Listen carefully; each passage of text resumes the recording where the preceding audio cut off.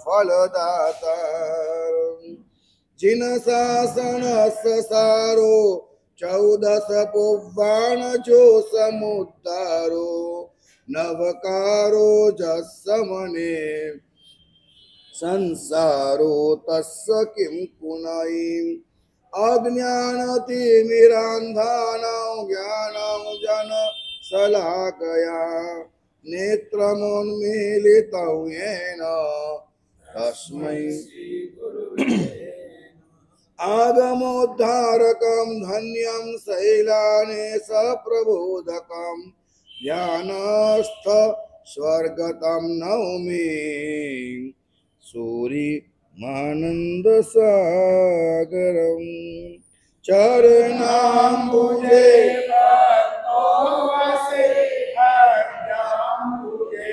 परमात्मा कर कमल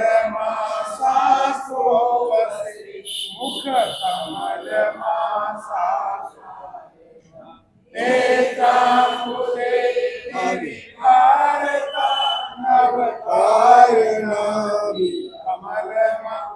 आनंद सागर सूरी चरण आनंद सागर सूरी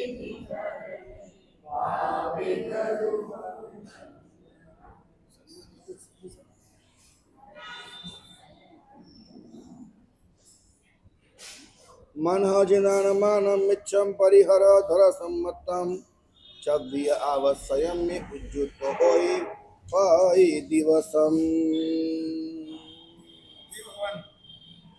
परमात्मा की परम कृपा और गुरुदेवों के मंगल आशीर्वाद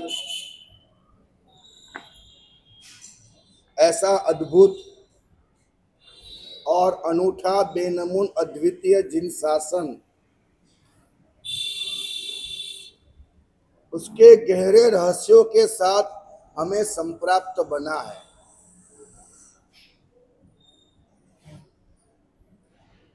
लड़का लड़की को देखता है, परिचय होता है, प्यार होता है, उसके बाद एंगेजमेंट होते हैं, शादी होती है। ये सारी प्रोसीजर के अंदर एक आकर्षण जरूर होता है, निर्णय भी जरूर होता है, लेकिन मन के अंदर कहीं ना कहीं वो बात पड़ी होती है। देखते आगे क्या होता है, देखते आगे क्या होता है। लेकिन शादी के 1 साल हो गया, 2 साल हो गया, 5 साल हो गया, उसके बाद देखते आगे क्या होता है। ऐसा होता है अधिकतम सब। हालांकि आज का जमाना तो ऐसा है कि 20 साल के बाद भी वापिस आती है, लेकिन अधिकतम सब शंकाएं मर मिट जाती है, सब पहचानने में आ जाता है। कहते हैं कि हमारा कोई बचपन का दोस्त हो तो वह हमारे अब्जों रुपए की मूड़ी होती है, तो वो जो हमें समझ पाएगा और उसके सामने हम दिल खोल पाएंगे। वैसा जैसे समय जाता है वैसे वैसे हमें उसका परिचय होता है। परमात्मा का भी आप ऐसा ही समझो।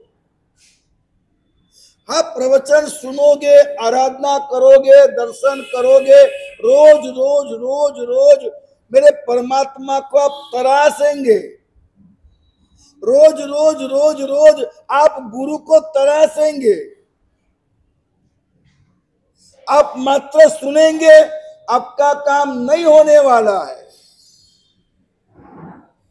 आपको ये जान करके आश्चर्य होगा, एकमात्र जिन शासन ऐसा है कि जो आपको सबसे पहले प्रश्न कैसे पूछना वो सिखाता है। क्या मूलचंद जी? आगम कितने हैं? 45। पहला आगम कौन सा है? बोलो। आचरण।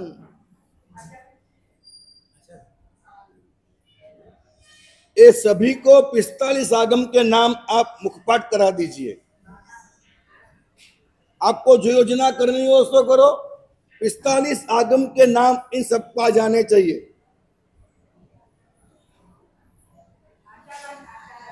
थैंक यू, बहुत बहुत धन्यवाद आपको। पहला आगम है आचारांग, सुनिएगा। लेकिन सबसे पहला आगम कौन सा पढ़ना चाहिए पता है आपको? 45 आगमों का अगर अभ्यास करना है तो सबसे पहला आगम पढ़ना चाहिए 45वां। 45वां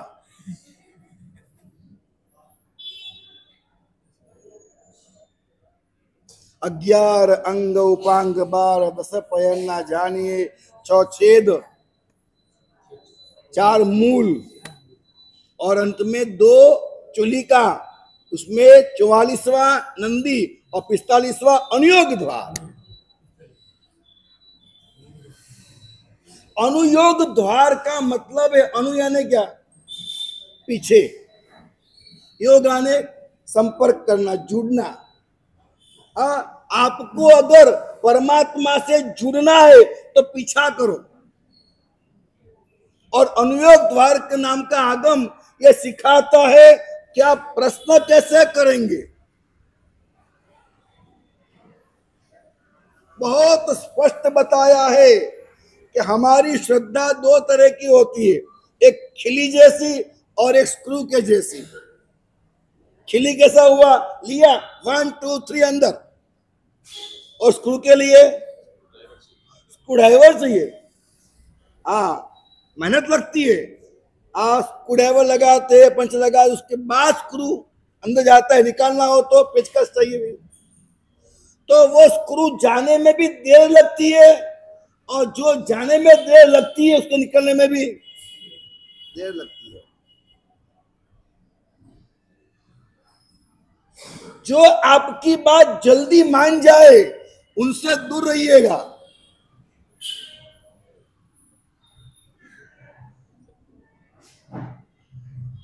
या तो वो अज्ञानी है, या तो आजा फसाजा कंपनी है।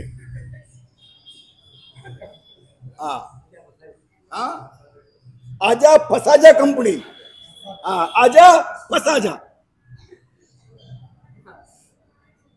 आपको जो आपकी बात जल्दी मान ले, आपको जल्दी फायदा कराता है, आपको बहुत पैसे कमा के देता है। अचानक से इतना प्यार कहां से आ गया उसको? तो थोड़ा संभल के चलिएगा। कितनी खुली बात है। परमात्मा कहते हैं हमारी बात आपको मानना है तो पहले आप हमको तराशिए। आप देव को तराशिए, गुरु को तराशिए, और तराशने के बाद आपकी सारी बुद्धि काम पे लगा दी। उसके बाद आपको लगता है कि मेरे आत्म कल्याण के लिए, मेरी जिज्ञासाओं के समाधान के लिए, मेरी शंकाओं का निर्मूलन करने के लिए मुझे ये गुरु महाराज, मुझे ये आगम, मुझे ये शास्त्र सही लगता है। अनुयोग द्वार नाम का आगम सिखाता है कि किसी भी चीज को किस किस एंगल से कैसे कैसे प्रश्न करना, और समझाने वाले को किस तरह से कंफ्यूज करना, और उसके बाद भी वो अपनी बात सही बता पाते तो उनकी बात मानना, बाकी नहीं मानना। कोई है ऐसा दुनिया में? सबसे पहले आप थोड़ा जाइए भीतर, और स्तवन के माध्यम से, सच्चाई के माध्यम से, सामयिक के माध्यम से, जाप के माध्यम से, अंत में ध्यान के माध्यम से आप प्रश्नों की बौछार शुरू कर दे। मैं कौन, मैं क्यों, मैं क्या, मैं किस लिए, क्या करना चाहिए, क्या सही है, क्या गलत है, इन्होंने ये कहा, इन्होंने ये कहा, इन्होंने कहा, मुझे क्या समझ में आता है, ऐसा है तो ऐसा क्यों, ऐसा है तो ऐसा क्यों। प्रश्नों की बौछार शुरू कर दीजिए, नहीं तो आप सच को पा नहीं सकेंगे।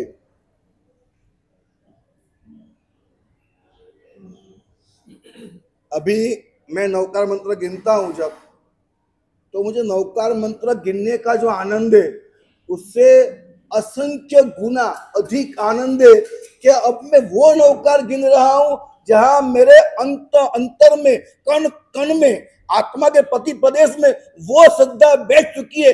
इससे बेहतरीन कुछ हो नहीं सकता।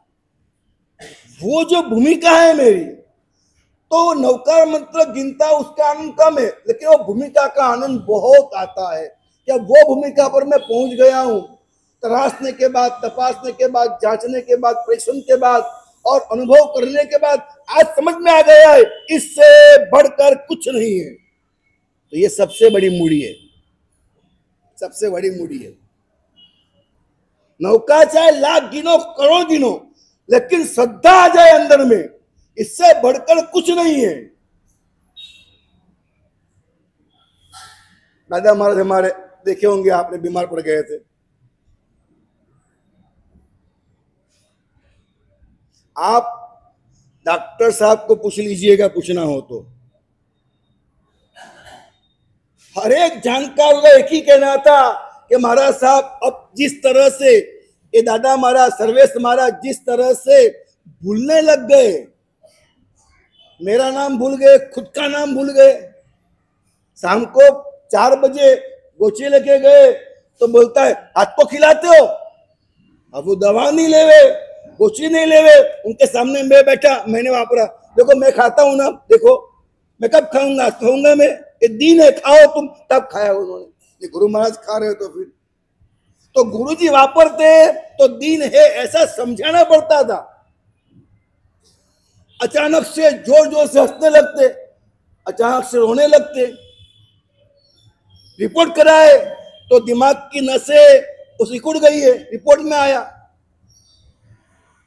ये निर्णय हुआ कि अब ये गाड़ी, अब जिंदगी भर के लिए इनके साथ कोई शिष्य चाहिए, जिंदगी भर के लिए अब ये चलते हुए कभी गिर जाए। अरे जाते थे मातृ, तो वो यहां से कमान नहीं पहुंचता, कमान नहीं पहुंचता कि मातृ करना है, बस शरीर के ऊपर, इंद्रियों के ऊपर कमान खत्म हो गया। ये हालत हो गई थी। तब जिंदगी भर के लिए इनको संभालना है, जिंदगी भर संभालना है। एक साधु साथ में कायम के लिए चाहिए, वरना ये कभी भी गिर गए, लग गए, चोट है, कुछ भी हो सकता है। इसलिए अब ये बात बिगड़ चुकी है। चाहे अस्पताल ले जाओ, चाहे कुछ डॉक्टर ने कह दिया इलाज करेंगे, लेकिन जो नसें गई वो गई, वापस नहीं आएगी। मैं गया अस्पताल, मैंने कहा दादा महाराज कैसे हो? एक काम करो, आप नवकार मंत्र का जाप शुरू कर दो, क्योंकि हे दादा महाराज आपको नमस्कार महामंत्र पे अटूट विश्वास है। लंबी बातें है, इनको विश्वास कैसे आया और हिस्ट्री है उसकी, अभी वो नहीं कह रहा हूं मैं। लेकिन नवकार मंत्र का जाप करते करते करते करते करते करते करते करते उनके दिलो दिमाग में बैठ गया, नवकार का जाप करो सब काम हो जाता है। और ताज्जुब होगा सुनकर के आपको कि सारे रिपोर्ट धरे के धरे रह गए, और 2-2.5 दिन के अंदर तो उपासरे में वो आ गए, घूमने फिरने लग गए, खाने पीने लग गए, सब उनको याद भी आ गया, जैसे थे वैसे हो गए। अभी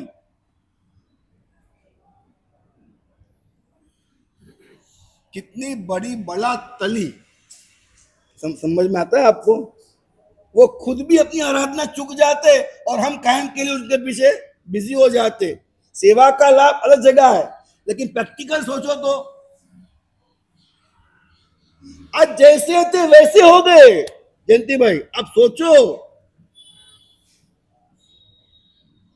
कोई बात छोटी नहीं है। मात्र नवकार मंत्र का जाप, उनका काम ही इतना, बस तकलीफ कोई भी आई, नमो हरिहंतानम, नमो सिद्धानम, नमो, बोलते रहना बोलते रहना बोलते रहना बोलते रहना। और आज एकदम स्वस्थ हो गए और धानेरा आत्मोद्धारक में चले भी गए। कल वहां पहुंच गए हो।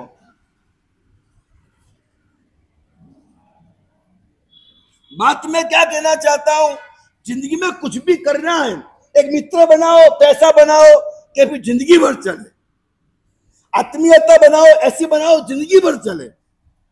जो भी बनना चाहते हो आप, अरे आप कभी नौकरी करते हो, सेठ बनाओ, ऐसा हो जिंदगी भर चले। जिंदगी भर चलने वाले रिश्ते बनाओ और जिंदगी भर चलने वाली अनुभूतियां बनाओ, एक्सपीरियंस।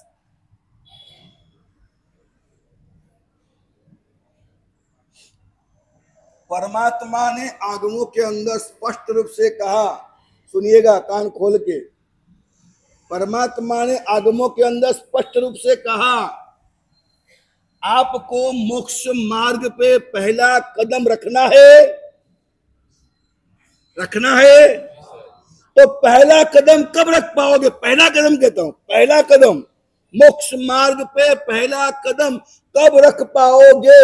जिस दिन आपको अनुभव, एक्सपीरियंस होगा।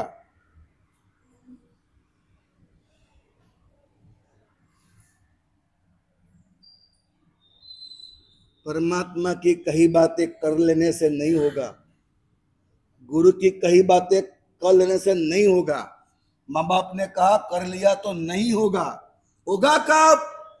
जब आपको अनुभव होगा, आपको एक्सपीरियंस होगा, उस दिन ही मोक्ष मार्ग पे आपका पहला कदम होगा। हाँ, जो भी चीज का अनुभव हो जाए, आपको इतना अनुभव हो जाए कि खाना क्या चीज है, एक चीज का अनुभव करो, कोई भी एक चीज का, उसके इर्द गिर्द लाखों अनुभव अपने आप हो जाएगा। अनुभव कीजिएगा। आप खाना खाइए तो रोटी से बात करिए, who are you, why are you, तू है कौन, तो कौन सी बला है, तेरे लिए तड़पता हूं मैं, तू है कौन, रोटी से बात करो। हाँ, मुझे बार बार तेरी याद आती है, तू भाती अच्छी लगती है, तू है कौन, पूछो उससे।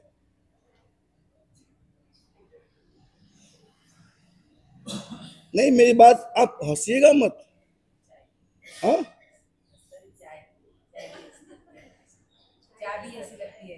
अरे घरवाली भी लगती है। आप हर चीज को ले लीजिए, एकदम खुले मन से बात कर रहा हूं मैं। आपकी घरवाली हो तो भी पूछिए, रोटी हो तो भी पूछिए, अब बात कीजिएगा, बात कीजिए। हु आर यू, तू है कौन, क्यों तड़पाती है, क्यों चाहत बनाती है, क्यों प्यारी लगती है, क्यों अच्छी लगती है, क्यों मन को भाती है, शरीर को क्यों सुहाती है, पूछो उससे, आप पूछो। और ऐसे करते करते उसको सम्मान दो। देखो बात गजब की निराली है, अपमान मत करो, फेंक दो साले को, परेशान करती है। भगवान ने कहीं नहीं कहा कि रोटी फेंक दो। कहीं अजैन संत ऐसे हुए, परस्त्री को देखकर के राग हुआ, आंखों में मिर्ची डाल दी। ऐसे कुछ नहीं होता है, गलत रास्ते है। आंखों में मिर्ची मत डालो, आपके इंद्रियों को मत काटो, आप अपने को या उसको मत डांटो। वास्तविकता क्या है वो पहचानो। क्या है वास्तविकता? आपको रोटी जचती क्यों है, अच्छी लगती क्यों है, पूछो।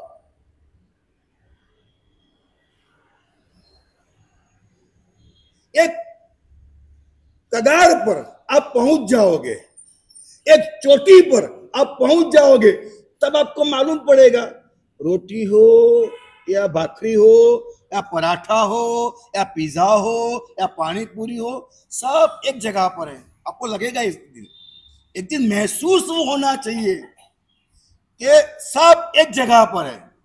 ऐसे करते करते रोटी का अनुभव हुआ, उसी जगह पर पत्नी खड़ी है, वहीं पर पति खड़ा है, बेटा खड़ा है, माँ खड़ी है, पैसा खड़ा है, तो हर एक चीज का समाधान एक साथ हो जाएगा। खाना रोज है, खाना रोज है, एवरीडे आपको रोटी खाना है, गर्मा गर्म खाना है, घी लगा के खाना है, सब्जी के साथ खाना है, बराबर है, दाल के साथ खाना है, मना नहीं है, लेकिन पहचानना है कि मैं खाता हूं या वो खाती है, खाने वाला है कौन। मैं उसको भुगतता हूं या वो मुझे भुगतती है कौन? हमें इस तरह से अनुभव होता है, और जिस दिन हमें अनुभव हो जाएगा उस दिन मोक्ष मार्ग पे हमारा पहला कदम होगा। देखो, नील आर्मस्ट्रांग ने पहला कदम रखा ना, वो बहुत बड़ा साहस कहलाता है। अभी कौन गई थी? सुनीता। बहुत छोटी बात है ये सब, बहुत छोटी बातें है। हाँ, ये सुनीता विलियम्स स्पेस वॉक करके आई, बहुत छोटी बात है। नील आर्मस्ट्रांग ने चांद पे कदम रखा, बहुत छोटी बात है। आपने अपने आप पे भरोसा कर लिया, आपको कोई एक्सपीरियंस हो गया, वस्तु की वास्तविकता पहचान ली, सबसे बड़ी बात। हम करते सब कुछ है, खाते पीते घूमते फिरते हंसते नाचते रोते सब करते, लेकिन क्यों करते? एक्सपीरियंस नहीं हमको। ये परमात्मा का जो आदेश है, जब तक आपको अनुभूति नहीं होती है तब तक आपका मोक्ष मार्ग शुरू ही नहीं होता है।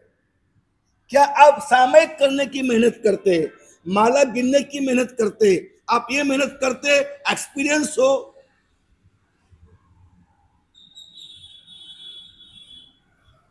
करते मेहनत, फटाफट सामयिक निपटाई और चले, घड़ी देख के काम करते, मशीन की तरह। हमारी हर धर्म आराधना मशीन की तरह है। हम खाते हैं मशीन की तरह। सुबह उठने का इतनी बजे फिक्स होता है, उठने के बाद ये काम वो काम त्यो काम जो काम, उसके बाद दंत मंजन करना फिक्स है, फिर तैयार होता है, चाय और खाखरा मूंग जो भी हो, फिक्स खाना ही खाना है।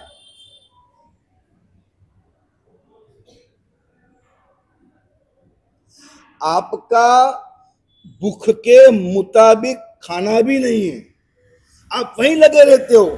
भूख लगी नहीं लगी, क्यों लगी क्यों ना लगी, नहीं लगी तो नहीं खाने का, ये बात नहीं आती है।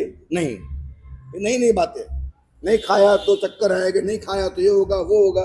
अरे शरीर मांगेगा तो खा लेने का, नहीं मांगेगा तो नहीं खाने का, सिंपल हिसाब है। लेकिन नहीं, घर वाले कहेगी क्यों नहीं खाया, खाना पड़ेगा। मम्मा कहे क्यों नहीं खाया, खाना पड़ेगा। वैसे आप भी उनको क्यों नहीं खाया, खाना पड़ेगा। एक व्यवहार बस चलती ही गाड़ी, और यही व्यवहार है। प्रतिक्रमण क्यों नहीं किया, समय क्यों नहीं किया, पूजा क्यों नहीं की, आज जाप क्यों नहीं किया, कथा याद क्यों नहीं किया, चलो करो, बस यही व्यवहार है। वहां आपके हमारे यहाँ ये व्यवहार चलते हैं सब। बात समझ में आती है? हे मेरे भाइयों, जब तक आपको आपके संसार का अनुभव नहीं है, नितांत रूप से मानिएगा, आपको परमात्मा का, गुरु का, धर्म साधनाओं का अनुभव हो नहीं सकता। आप अनुभव करने के लिए लायक नहीं है। अनुभव करिए। संसार भी हमें समझ के छोड़ना होता है, और समझ में आता है तो अपने आप छूट जाता है। छोड़ने वाला कौन होता है? संसार छूट जाना। आपके जीवन में कौन से पाप ऐसे जो छूट गए?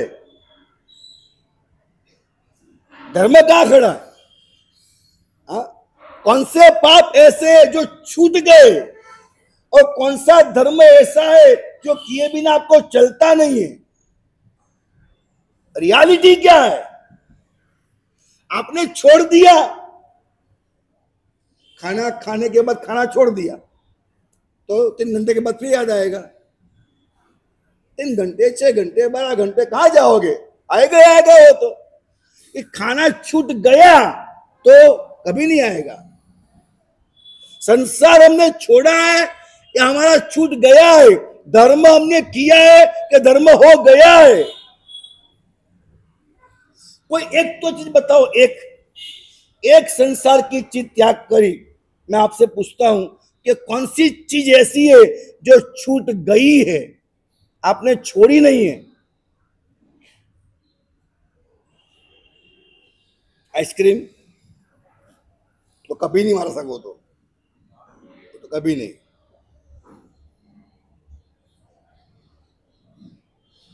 कोल्ड ड्रिंक्स, कंदमूल, कौन सी चीज है? कंदमूल छूट गया क्या? कितने साल से नहीं खाया आपने कंदमूल? मैं आपको पूछता हूँ बहन से। 12-13 साल हो गए, कंदमूल नहीं खाने की आदत पड़ गई। अब बात को समझिएगा, कंदमूल नहीं खाने की आदत पड़ गई।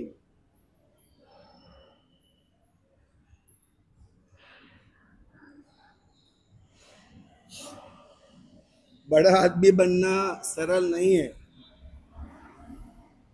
जो जिंदगी की मजा है, पाने की मजा है, धर्म करने का एक अंदर का आनंद है, वो अलौकिक अद्भुत कोई अलग जगह पर खड़ा है। वो आपकी खुद की जब तक अनुभूति नहीं है, जैन धर्म नहीं है आपके पास, आप जैन नहीं है। मोक्ष मार्ग में पहला कदम नहीं है आपका, और वो अनुभूति के कगार पर, चोटी पर आपको पहुंचना है। इसलिए परमात्मा कहते हैं कि मेरी आज्ञाओं को मानो। मनः जिनान मानम, माँ बाप का क्यों मानना, गुरु महाराज का क्यों मानना, भगवान का क्यों मानना, क्यों? मजा क्या है? पहली बात तो समझ लीजिएगा कि परमात्मा ने जो भी देशनाएं दी है, 45 आगम में परमात्मा ने कहीं पर भी ऐसा नहीं कहा ये छोड़ दो, ये त्याग कर दो। ऐसी आज्ञात्मक बातें परमात्मा ने कभी नहीं की।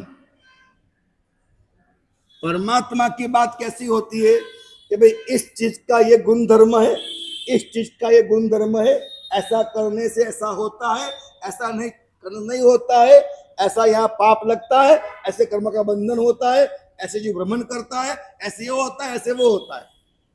विद्यात्मक बातें की है कि सूरज उगता है पूर्व के अंदर, रोशनी फैलती है और पश्चिम में अस्त होता है, ये विद्यात्मक बात है। वर्णन किया है कि सूर्य क्या होता है, चंद्रमा क्या होते हैं, आकाश क्या होता है, जमीन क्या होते है, तारा क्या होता है, इंसान क्या होता है, जीवराशियां क्या होती है, किस तरह कर्म बनते हैं, कर्म क्या चीज होती है, कैसे भुगतना पड़ते, कैसे क्षय होता है, सब विद्यात्मक बात परमात्मा ने करी है। परमात्मा ने कहीं पर भी आध्यात्मक बातें नहीं करी है। जो विद्यात्मक बातें परमात्मा ने करी है कि ये करने लायक है, ये नहीं करने लायक है, उसको हम आज्ञा कहते हैं। उसको हम आज्ञा कहते हैं। आज्ञा का मतलब ऑर्डर नहीं है। मनः जिनान मानम, भगवान की आज्ञा मानन ऑर्डर नहीं है, ये ऑर्डर नहीं है। You can't believe. हमारे वहां साधु जीवन के अंदर 10वीं समाचारी है, इच्छा मिच्छा तहकार, मतलब बड़े से बड़ा आचार्य भी हो, साधु छोटा भी हो, उसको ये नहीं कहेगा ये कर दे, चल ये नहीं करना, ऐसा नहीं। तेरी इच्छा है तो तू ये कर सकता है, तेरी अनुकूलता है तो ये करने जैसा है, ये करने में तुझे लाभ है। साधु के लिए 10वीं समाचारी है, और समाचारी में कहा गया कि गुरु भी अपने चेले को ये मत कर, ये कर, ऐसी आज्ञा नहीं करेगा। क्या करेगा? ये करने लायक है, ये नहीं करने लायक है, ऐसा ही कहेगा। जब गुरु के लिए बात हो तो भगवान के लिए, तो परमात्मा ने कहीं पर भी आपको गुलाम नहीं बनाया है, भगवान ने कहीं पर भी आपको ऐसे ऑर्डर नहीं दिया है। आज्ञा का मतलब है जो बताया है वो सर्वज्ञ थे, वह वितराग थे, उनको राग न था, द्वेष न था, सब कुछ जानते थे, आपके प्रति अपार प्यार था। क्या था? देखो, फिर बात एक अपेक्षा से भी है साधु के लिए, समझिएगा आप। अगर कोई शिष्य टेढ़ा चलता है तो साम दाम दंड भेद साधु के लिए है। सुनिएगा आप, परमात्मा के लिए ये साम दाम दंड भेद नहीं है। आपको पता है परमात्मा दीक्षा देते जरूर है, लेकिन अपने पास किसी को नहीं रखते। पता है? पता है? हाँ, नहीं रखते। परमात्मा दीक्षा देते जरूर है, किसी को भी अपने पास नहीं रखते। क्यों? क्यों? बहुत बड़ी बात है। परमात्मा वो चीज है, समझिएगा। परमात्मा कब बने?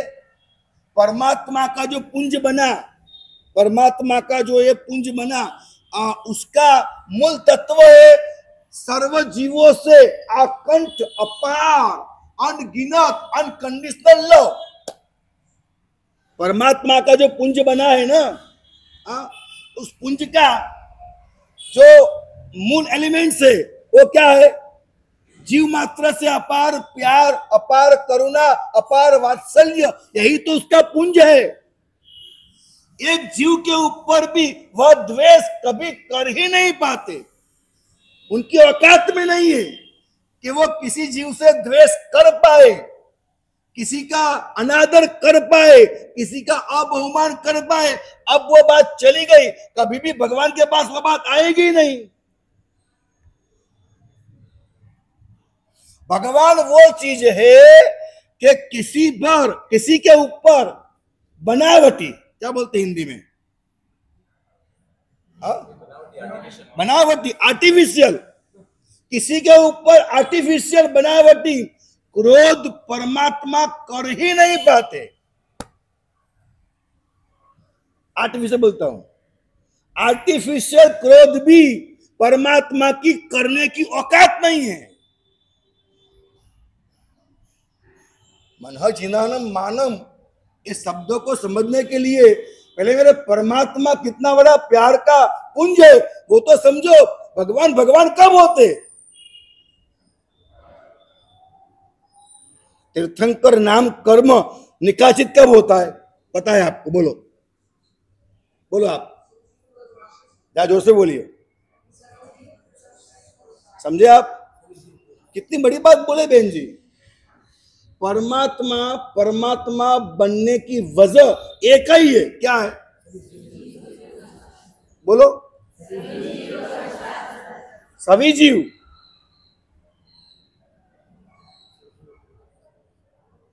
भरत जी समझे?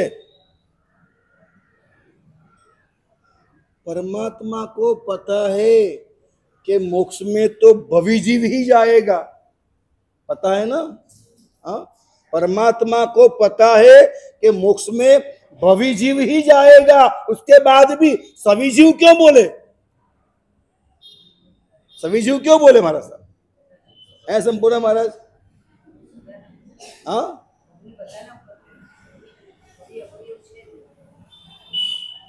प्रभु किसी भी जीव को अपने आप से छोटा, अपने आप से कम महसूस करने में अक्षम है। और प्रभु किसी भी जीव को अगर अपने आप पे पूरा प्यार है तो किसी के ऊपर अंश मात्र भी प्यार कम करने को अक्षम है। भगवान किसी भी तरह, चाहे वो पता है कि वो नहीं समझने वाला है, वो सुधरने वाला नहीं है, वो बदलने वाला नहीं है, पता होने के बाद भी माँ को पता होता है कि बेटा मेरा सुधरेगा नहीं, उसके बाद भी माँ बेटा खाना खा ले। होता है कि नहीं होता है? परमात्मा और माँ इसीलिए आपका कनेक्शन है। जिस दिन माँ ने बेटे को पढ़ा हुआ है तो प्यारा लगता है, अनपढ़ गवार बुरा लगता है, दिखने वाला अच्छा है प्यारा लगता है, एक काला है तो बदसूरत लगता है। ऐसा माँ करेगी कभी? हाँ, तो माँ के नाम पे कलंक है, धब्बा है। माँ क्या चीज होती है? माँ क्या चीज होती है? आपने कभी आपके अपने आप को पहचाना कि माँ क्या चीज होती है? इस कलिकाल के अंदर, इस कलिकाल के अंदर मां से बड़ा कोई मूल्यवान तत्व और दूजा नहीं, दूजा नहीं, क्योंकि वो परमात्मा का अंश है। एक मां अपने बेटे को ये चहिता न अनचहिता, गमता अनगमता नहीं कर सकते, तो परमात्मा कैसे कर पाएंगे? परमात्मा ने वो ताकत खो दी है कि किसी भी अपना प्यार कम करे, किसी पर भी अपना प्यार कम करे, वो ताकत परमात्मा ने खो दी है, तब वो परमात्मा बने। वो अंश मात्र भी बदलाव, मतलब भगवान बनने का वजूद ही प्यार है, वो भगवान पना टिकने का वजूद भी प्यार है। भगवान के जीवन का, भगवान बनने का काम क्या था? कि मैं भगवान बन के सब पे उपकार करूं। मेरी बात समझना आप, जो बात मैं यहां अभी आपको कह रहा हूं, ये बात श्रीमद् राजचंद्र में, राधा भगवान में, ब्रह्म कुमारी में, उसरअग्निश में, लाओ में, ताओ में कहीं पर भी आपको नहीं मिलेगी, और I am bound to repair it. कहीं पर भी आपको ये बात नहीं मिलेगी। ये जिन शासन का मूलभूत सिद्धांत है, इसमें जिन शासन की अद्वितीयता है, परमात्मा को इस स्वरूप से पहचानने का काम और किसी की औकात में नहीं है, ताकत में नहीं है। मैं उनको कम नहीं मानता हूं, मैं श्रीमद् राजचंद्र जी को भी बहुत मानता हूं, राकेश भाई को बहुत मानता हूं, दीपक भाई को बहुत मानता हूं। उन लोगों से मेरी पर्सनल काफी मुलाकातें हुई है, उनके जीवन में काफी ऊंचाई मैंने महसूस की है, उनकी गुणवत्ता बहुत है, उनकी पुण्याई बहुत है, उनका अनुभव बहुत है, समझदारी बहुत है, सब कुछ मैं मानता हूं, सब कुछ मैं मानता हूं। मैं ऐसा नहीं कहता हूं कि वो बुद्धू है, गंवार है, मूर्ख, ऐसा नहीं कहता हूं। मैं बहुत समझदार है, बहुत पहुंचे हुए, हजारों लोगों को, लाखों लोगों को वो सही मार्ग पे ला रहे, मैं उनकी हार्दिक अनुमोदना करता हूं, मुझे कोई विरोध नहीं, लेकिन जो यहां है वो पाने की औकात उनकी नहीं है। आप मुझे पूछिएगा, हाँ, मैं आपको वक्त आएगा बताऊंगा, समय आएगा तो, कि मैं ऐसा क्यों कह रहा हूं। भगवान बनने की वजह वो मैं भगवान बनने के बाद सबके ऊपर उपकार करूं, यही वजह होती है। तब वो भगवान बनना शुरू होते और भगवान बन जाते, और भगवान बनने के बाद उनका एक ही जीवन का कार्य है, चाहे अरिहंत हो चाहे सिद्ध हो, उनके जीवन का एक ही काम है, एक ही काम है, एक ही काम है, सभी जीवों पे उपकार करना, और कोई काम नहीं है। भगवान के पास अनंत ज्ञान है, किस लिए? उपकार करने के लिए। अनंत दर्शन, किस लिए? उपकार करने के लिए। अनंत चारित्र, किस लिए? उपकार करने के लिए। और गुरु लघु अव्याबाद जो भी गुण है, अनंत गुण है, सारे गुण किस लिए? ये बात ये जिन शासन के अलावा और किसी की बताने की हिम्मत नहीं है। कभी कभी उन्हें तो हमारी ये बात छोटी लगती है, बच्चों की लगती है, वो हमारी बात पे कभी हंस देते हैं, हमें उन पे हंसी आती है कि आपकी औकात से बाहर है। मैं आपको कह देता हूं आज कि मैंने मेरे जीवन के अंदर सच्चाई को पाने का इतना जज्बा रखा था कहीं से भी सच्चाई पाना, सच्चाई पाना, सच्चाई पाना। और मेरे गुरुदेव के पास मैंने वाचनाएं ली, संस्कृत किया, प्राकृत किया, न्यायों का ग्रंथों का अभ्यास किया, आगमों का अभ्यास किया। मैंने गुरुदेव से पूछा, गुरुदेव मुझे और भी लोगों को समझना है, मिलना है। यू कांट बिलीव, मेरे गुरु भी इतने उदार थे, इतने उदार थे। उन्होंने मुझे सब जगह भेजा। मैं पुणे के अंदर ओशो कम्यून है, ओशो का, रजनीश का कम्यून है। गुरुदेव ने कहा जा क्या देख क्या, तुझे वहां कुछ मिलता है तो तू ले लेना। मैं आपको ये नहीं कहूंगा कि आप मेरे पास ही आइए, मेरे गुरु ने मेरे साथ किया है ऐसा, तो मैं क्या करूं आपके साथ? आपको जहां ठीक लगे, लेकिन आप लीजिए, आपको प्राप्त करना है, ये मत भूलिएगा। तो मैं वहां पर भी गया, अडाला जी, दीपक भाई वहां पर ही थे। 8 दिन तक हमारी मुलाकात रही। तो एक राजचंद्र आश्रम है, मतलब हर जगह, हर आश्रम में गया, हर एक प्रकार की साधनाएं मैंने की, हर एक प्रकार की आराधनाएं मैंने की,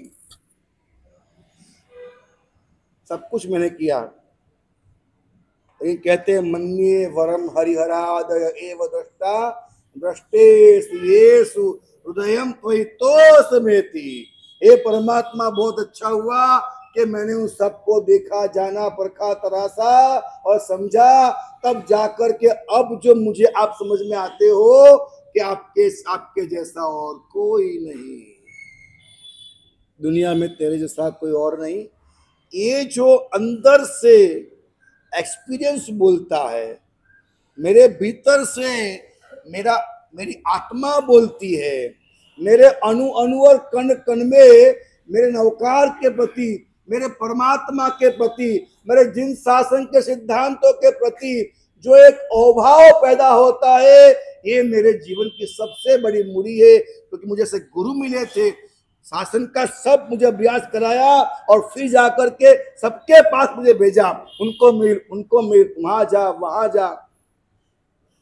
और मैं आपको बता दूं, मैं अगर किसी के पास सीखने गया हूं, किसी के पास सीखने में गया हूं, तो देखा उन्होंने कि जैन शासन के आचार्य है, साधु है, तो उन्होंने मेरे लिए एक पाठ लगाया, कुर्सी लगाया, आसन लगाया।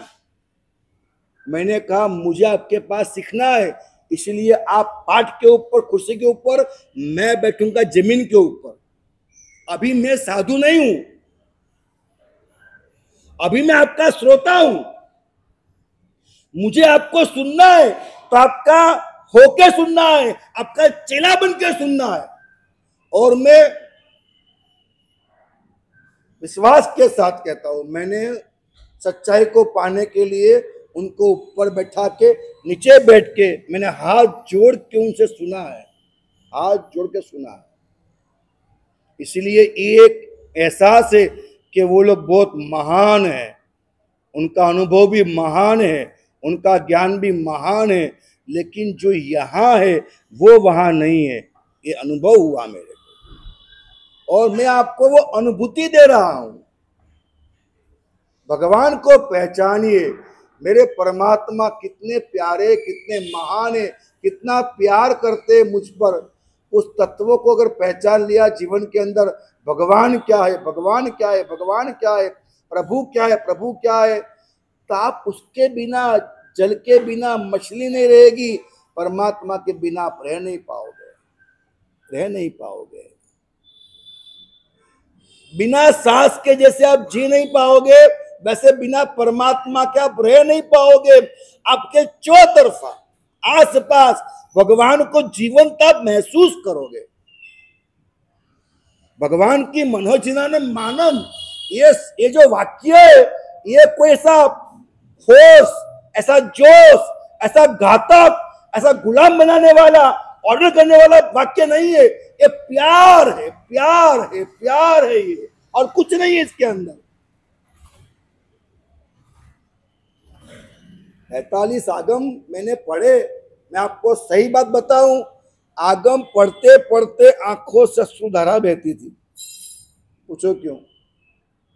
ऐसा लगता था कि मेरी मां मुझे कह रही है,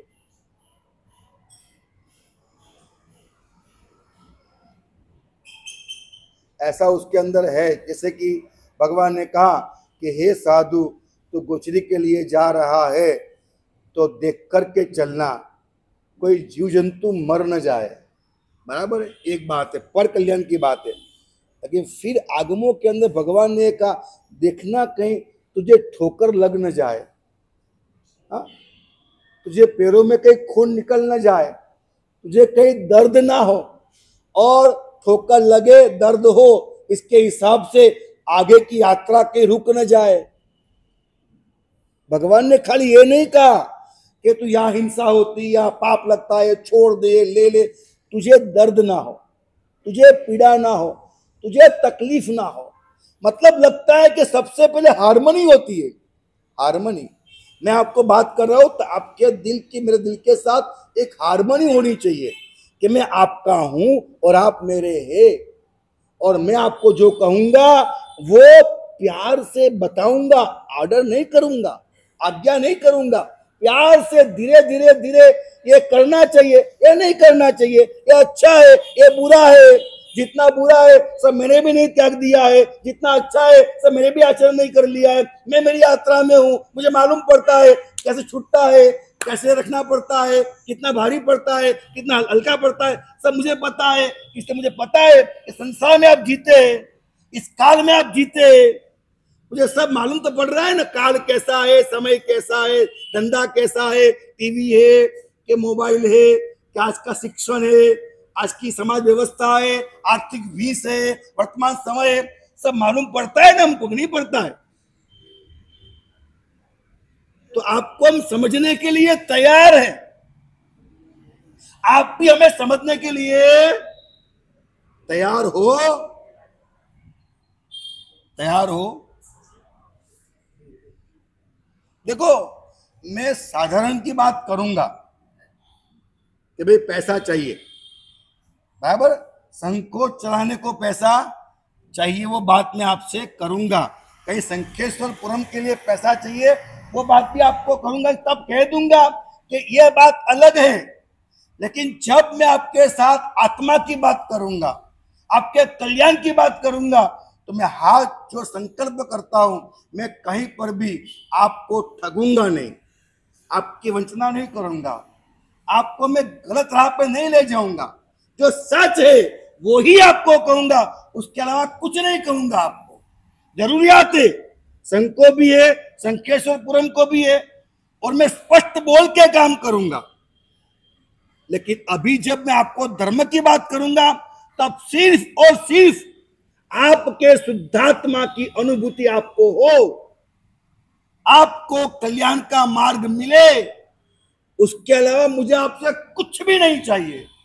100% सच बात करूंगा मैं आपको। तो हमें आपको आज्ञा नहीं करना है, हार्मनी बनाइए, हमें आपसे और क्या लेना देना है।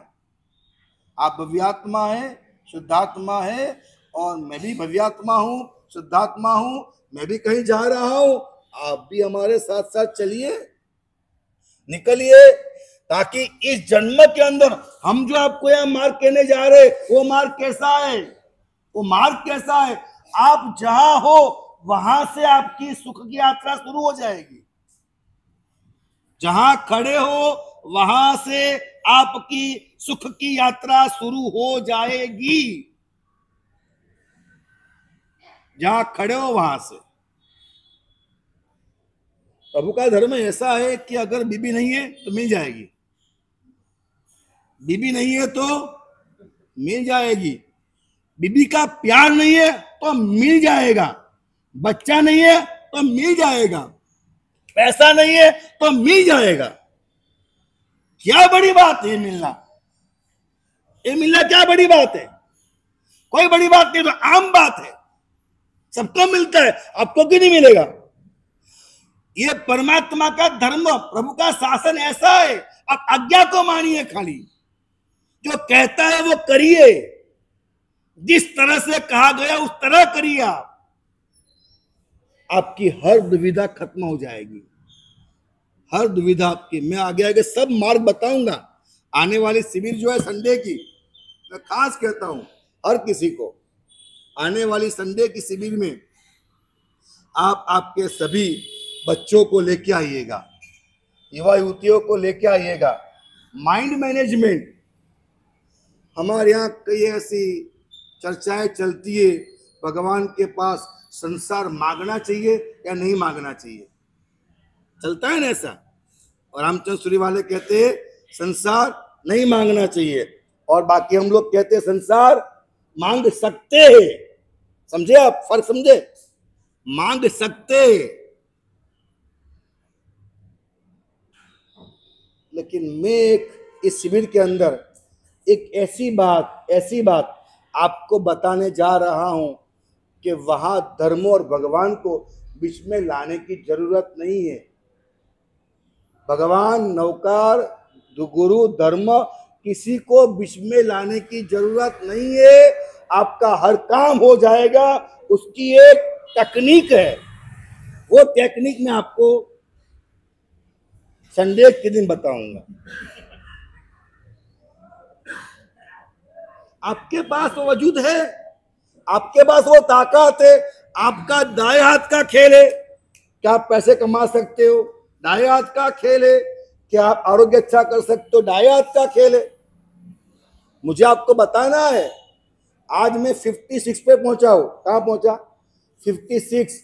तकरीबन 47 से लगाकर diabetes, blood pressure, thyroid, cholesterol, ये सारी चीजें मुझे शरीर में घुस गई थी। अगले साल तक, अगले साल में कहां पहुंच गया था, और आज 9 महीने से डायबिटीज, सब कुछ। तो ये क्या है वजह? मुझे आहार के बारे में एक शिविर करना है। मैं ये नहीं कहूंगा कि आप पिज्जा नहीं खाइएगा, आप पानी पूरी नहीं खाइएगा, मैं नहीं कहूंगा, लेकिन कम खाइएगा। इतना हो सकता है ना? हाँ, एक कसर कम खाइएगा। मैं आपको ये नहीं कहूंगा आप मिठाई छोड़ दीजिएगा, आप शक्कर छोड़ दीजिएगा, कि कम कीजिएगा। तो हो सकता है ना, कम कीजिएगा। मैं ये कहूंगा कि आप लंबा जिए, आप स्वस्थ रहे। इतना कर सकते हो ना? मैं जानता हूं वो जमाना नहीं है कि छुड़वा दो, वो जमाना है कम करा दो, ऐसे महसूस करो। मतलब मैं वो इंसान था कि मेरे घर के अंदर भी अगर मिठाई बनती तो 75 मेरा अकेला का होता। हाँ, बाकी 4 मेंबर थे, वो 25 में, 75 अकेले का होता। और दीक्षा लेने के बाद भी पात्र में गोचरी आती है, 50% मेरा होता। 50%। तो इतना मिठाई का मैं, और जो मिठाई बोलो मीठा होना चाहिए बस, तो इतना मिठाई खाने का। और आज मिठाई नाम नहीं लेता हूं, नाम नहीं लेता हूं। मतलब कोई जबरन नहीं है, कोई भार नहीं है, आराम से छूट गया है। क्यों ऐसा हुआ? तो सामने आरोग्य देखा मैंने, सामने जीवन देखा मैंने। आप देखो आपका आरोग्य, लंबी उम्र देखो, आपका जीवन देखो, छूट जाएगा, आपको छोड़ना नहीं पड़ेगा। मतलब इतने प्यार से हम लोग साथ में स्वाध्याय करें, एक दूसरे को समझ के बात करें। हम ऐसा ना करें कि नहीं आपको करना ही पड़ेगा, आपको जीना ही पड़ेगा, इतना देना ही पड़ेगा। नहीं, आपकी अनुकूलता पहली बात है, आपको दिमाग बैठता है वो पहली बात है, उसके बाद आप मेरी बात मानिएगा। मेरा तो मन करता है कि मेरे पास जितना भी ज्ञान है वो सब मैं आपको दे दूं, आप लेने को तैयार होने चाहिए। मैं चाहता हूं कि आप सभी लोग कागज पेन लेके आओ। ये मूलचंद जी बहुत लिखते हैं हमारे, देखो विक्रम जी लिखते हैं, क्या नाम है आपका, जीतू भाई लिखते हैं।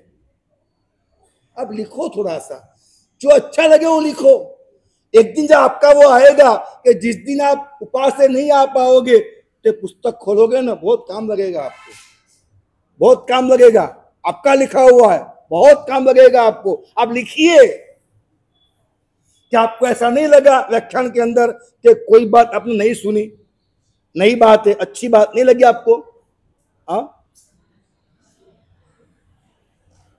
क्या लगता है आज के व्याख्यान में आपको कौन सी बात अच्छी लगी?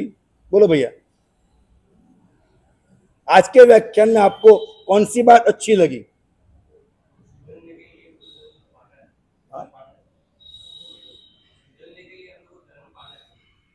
सुधरने के लिए धर्म करना चाहिए, पाना चाहिए। वेरी गुड, करना नहीं पाना चाहिए, बहुत बड़ी बात है। सामयिक कर लिया, सामयिक पा लिया, दो अलग बात है। पाना चाहिए, बहुत अच्छी बात है। तो ये बात लिख लो, आप काम आएगी, बात भूल जाओगे। यहां प्रवचन के अलावा आपके सामने परसों से एक बहुत बड़ी बात प्रस्तुत होने जा रही है। आपको जब भी समय मिले तब वहां आप जा सकते, आराधना कर सकते। यहाँ आपके सामने एक गुरु महाराज है, उस कुंभ के अंदर 800 से अधिक 850 गुरु महाराज है। कितने गुरु महाराज है? 850 गुरु महाराज है। और 850 गुरु महाराज साहब को एक वंदन करो और 850 को वंदन हो जाए, छोटी बात है। हाँ, आप मुझे बोलो महाराज साहब हमारे घर पगला करो, तो मैं आऊं भी सही, नहीं भी आऊं, लेकिन ये कुंभ अगर घर पे ले गए आपको रजा मिलेगी, कुंभ आएगा और एक साथ 850 गुरुदेवों के आपके घर में पगले होते हैं। एक साथ 850 गुरुदेव के आपके घर में पगले होते हैं। और आज बोली बोलना है ना, आज बोली का मतलब क्या पता है? कि जो कुंभ यहां चलेगा, जिन जिन घरों के अंदर जाएगा, जितना जाप भक्ति होगा, उन सबका लाभ जो आज बोली बोलता है उसको मिलता है, क्योंकि वो आरंभ करता है, वो शुरुआत करता है, इसलिए उसको बहुत बड़ा लाभ मिलता है। देखिए, आप नया घर बनाते हैं तो महाराज सबके घर पे पगले कराते हैं। क्यों पगले करना? हाँ, क्यों करना पगले महाराज साहब के घर पे? क्यों कराते पगले? बोलो। हाँ महाराज साहब, ये हमारा ड्राइंग रूम है, फिर पधारिए साहब, यहाँ बेडरूम में पधारिए साहब, यहाँ किचन है, बाथरूम में भी ले जाते। देखे है मैंने, ऐसे कई बार देखे। तो क्या है बाबू जी, आप पैर रख दो बस, खाली पैर रख दो बस, बरकत हो जाए हमारी। आपके पैर पड़े, हमारी बरकत हो जाए। बाथरूम में भी पगड़े करने ले जाएंगे, हर कमरे में घुमाएंगे। मैं पूछता हूं आपको, हमको क्यों घुमाते हैं आप? वजह क्या है? अरे बोलो यार। हाँ, नहीं, गुरु महाराज के पैरों से जो उंगलियां है, उसमें से हाथ और पैर, उसकी उंगली से ऊर्जा बहती है। हम जो प्रतिक्रमण, परिलेहन, स्वाध्याय, जाप, ध्यान, पंच महाव्रत जो आराधना करते हैं, उस आराधना से निर्मित हमारी ऊर्जा होती है। वो ऊर्जा आपके घरों में घूमती है। आपके घर में वो ऊर्जा घूम गई तो आपका घर के अंदर अगर कोई मारण, तारण, वशीकरण, कोई प्रयोग है, नेगेटिविटी है, वो खत्म होकर के आपके घर में मंगल हो जाए। मूल बात तो यही है। तो महत्व ये नहीं है कि महाराज साहब कौन से समुदाय के, महत्व ये नहीं है कि महाराज साहब कितने लंबे, टुके है, काले है, गोरे है। महत्व क्या है? उनकी ऊर्जा क्या है, बराबर। तो क्या बात है कि हम जब साधना करते हैं ना, तो साधना करने के बाद हमारी बढ़ी हुई ऊर्जा को हम इस तरह से मुद्राएं करते हैं। ये मुद्राएं करके हम वो हमारी ऊर्जा वास्तव में हमारे संकल्प करके डालते हैं कि ये ऊर्जा फिर जो भी आया ताला मस्तक पे कल्याण हो जाए। तो 850 गुरुदेवों ने आपके कल्याण की कामना करके, संकल्प करके, उनका पूरा संयम जीवन, उनकी पूरी ऊर्जा जिस वासक सेप में डाल दी है, वह वासक सेप से कुंभ भरा हुआ है। मतलब 850 गुरुदेव वासक सेप में जीवंत है। मैं आपको कई घटना बताऊंगा, नाम, थाम, एड्रेस, फोन नंबर के साथ। कितने लोग ऐसे कि जिनको इस कुंभ के अंदर साक्षात रामचंद्र सूरी आए और दर्शन दिए, नाम नंबर के साथ बताऊंगा मैं आपको। कई लोग ऐसे जिनके सामने वल्लभ सूरी आए और दर्शन दिए। कितने लोग ऐसे इस कुंभ के सामने दिखे, मानी भद्र जी, आपको मालूम नहीं है। रात को 8 बजे भायंदर के अंदर 2 किलोमीटर की लाइन लगी है। क्यों? दिख रहे मानीभद्र कुंभ के अंदर दर्शन को लाइन लगी, 2 किलोमीटर लाइन लगी है। मतलब ऐसी हजारों जगह हो गई कि जहां इस कुंभ के अंदर कई पद्मावती, कई मानीभद्र जी, कई गुरुदेवों के दर्शन, कई घटनाएं ऐसी, कई घटनाएं। और इन घटनाओं को लेकर के जाथा वाले जो थे उन लोगों ने हमें चैलेंज किया था कि कैसे होता है, और हमने जाहिर में प्रेस कॉन्फ्रेंस करके हमने उसकी औरा, उसकी वास्तविकता पहचानने के लिए डॉक्टर कल्पनाबेन खंडेरिया जो साइंस के संस्था के ट्रस्टी है उनके घर पे कुंभ रखा और पूरा हमने रिसर्च किया। वो सारी बात बताऊंगा मैं आपको। ऐसा कहीं किसी कुंभ के सामने हुआ नहीं है। समय नहीं है कहने का मेरे को, लेकिन इतना अद्भुत ये कुंभ है वो आपके वहां आ रहा है।